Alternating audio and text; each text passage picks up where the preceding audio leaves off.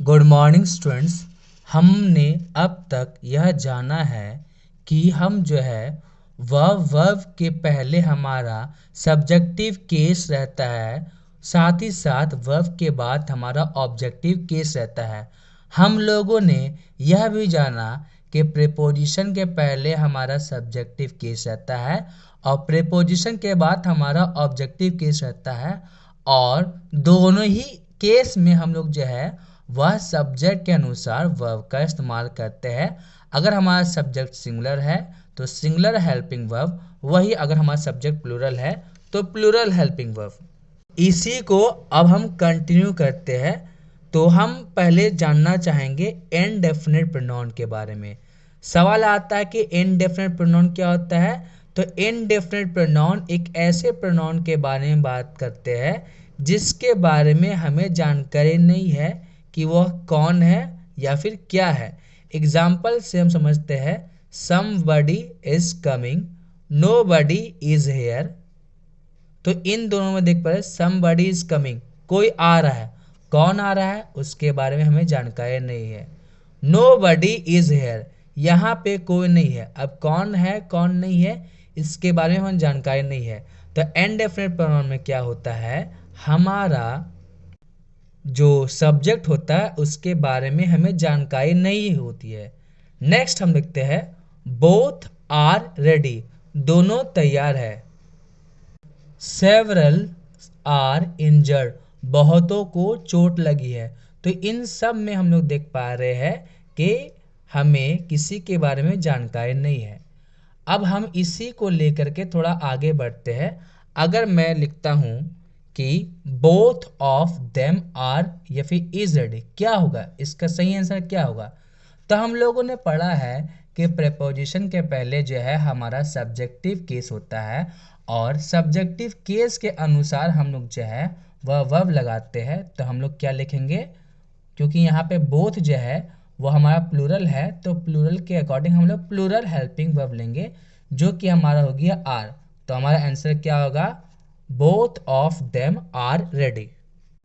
Many of is या are absent, तो फिर वही होगा, हमारा ऑफ प्रीपोजिशन है और प्रीपोजिशन के पहले हमारा सब्जेक्ट होता है, और मैनी हमारा यहाँ पे सब्जेक्ट है। तो मैनी के अनुसार हम लोग जो है वह प्लूरल हेल्पिंग वर्ब लेंगे। इसी तरीके से बहुत तरह के इंडेफिनिट प्रोनाउंस होते हैं, और वो अगर हमारा सब्जेक्ट है तो सब्जेक्ट के अनुसार हम लोग जो है वह हेल्पिंग वर्ब लेंगे।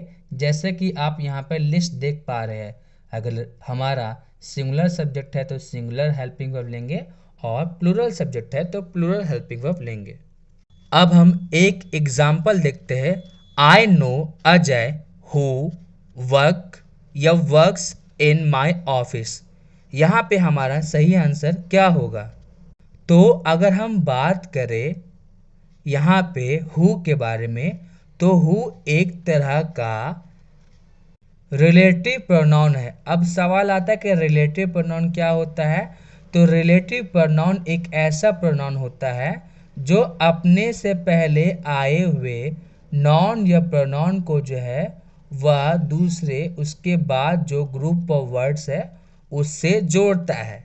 तो अगर मैं बोलूं I know Ajay who works in my class, तो अजय जो है वह हमारा क्या है, नाउन है, और उसी के अनुसार जो है हम लोग हु लगा रहे हैं।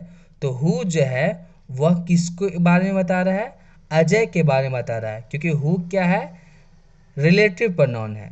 तो हु जो है वो अजय के बारे में बता रहा है, और क्योंकि अजय हमारा सिंगुलर है इसलिए हम लोग जो है वह सिंगुलर हेल्पिंग वर्ब जो कि हमारा होता है वर्क्स लिया जाएगा।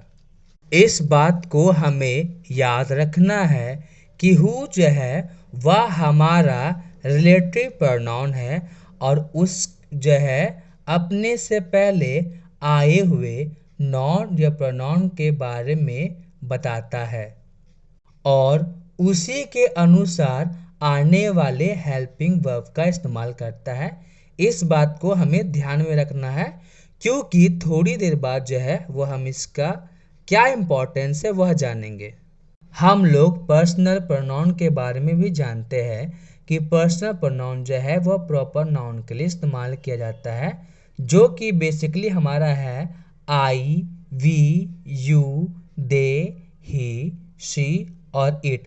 और इनके बारे में हम लोग जानते हैं, अगर हमारा सिंगुलर सब्जेक्ट है तो सिंगुलर हेल्पिंग वर्ब लेता है, प्लूरल सब्जेक्ट है तो प्लूरल हेल्पिंग वर्ब लेता है। जैसे अगर हम बात करें आई, ही, शी या इट के बारे में, तो ये हमारा सिंगुलर सब्जेक्ट है, इसलिए सिंगुलर हेल्पिंग वर्ब लेता है। वही वी, दे, यू ये हमारे प्लूरल सब्जेक्ट्स होते हैं, इसे ये जो है वह प्लूरल हेल्पिंग वर्ब लेता है। तो इन सब में जो है वो हम लोग इट के बारे में जानेंगे कि इट जो है वह किस तरह का सब्जेक्ट है। अगर हम इट के बारे में बात करें तो इट का इस्तेमाल अलग अलग जगह पे किया जाता है। जैसे इट का इस्तेमाल एनिमल के बारे में बताने के लिए किया जाता है, जैसे it is a tiger. Next हम देख पाते हैं कि इट का इस्तेमाल टाइम को भी शो करने के लिए किया जाता है, जैसे इट इज़ 7 o'clock। साथ ही साथ जो है वो हम लोग इट का जो है वो डे के बारे में बता सकते हैं, समय के बारे में या फिर दिन के बारे में बताया जाता है, जैसे इट इज़ संडे टुडे। तो हम लोग क्या देख पा रहे हैं कि इट जो है वो फ्लेक्सिबल है, मतलब इट को हम जैसा चाहे वैसा इस्तेमाल कर सकते हैं। जैसा कि आप लोग कभी शॉपिंग करने के लिए जाते होंगे तो आप एक पुतला देखते होंगे, जिसे हम लोग जिस तरह का भी कपड़ा चाहे उस तरह का कपड़ा पहना देते हैं, जो कि क्या होता है, एक तरह का डमी होता है। डमी किसे बोलते हैं? जो ह्यूमंस के सारे कपड़े पहनता तो है लेकिन वह ह्यूमन नहीं होता है। सेम उसी तरीके से इट के बारे में अगर हम बात करें तो इट एक तरह का डमी सब्जेक्ट है, मतलब ये दिखने में लगता तो है कि सब्जेक्ट है लेकिन एक्चुअली में सब्जेक्ट नहीं होता है। जैसे अगर मैं बात करूं, हम लोग इस तरह के सेंटेंस यूजुअली देखते हैं, it is me who is working here. अगर मैं इसके बारे में बात करें तो हम लोग क्या देख पा रहे हैं कि यहाँ पे जो है वह दो हेल्पिंग वर्ब लगा है, इज और इज। लेकिन अगर हम बात करें यहाँ पे तो इज जो है अगर हम दो बार इस्तेमाल कर रहे हैं तो हमारे पास दो सब्जेक्ट भी होना चाहिए। साथ ही साथ हमने इट के एग्जाम्पल से जाना है कि इट के बाद जो है वह हमारा सिंगुलर हेल्पिंग वर्ब लगता है। जैसे हम लोगों ने देखा था, it is a tiger, it is 7 o'clock। और क्योंकि इट हमारा डमी सब्जेक्ट है, मतलब रियल सब्जेक्ट नहीं है, तो हमें सब्जेक्ट चाहिए। अब सवाल है यहाँ पे सब्जेक्ट क्या आएगा, तो यहाँ पे जो है वो मी के जगह आई लगेगा, जो कि हमारा एक तरह का जो हमारा मेन सब्जेक्ट है उसके तरह इस्तेमाल किया जाएगा।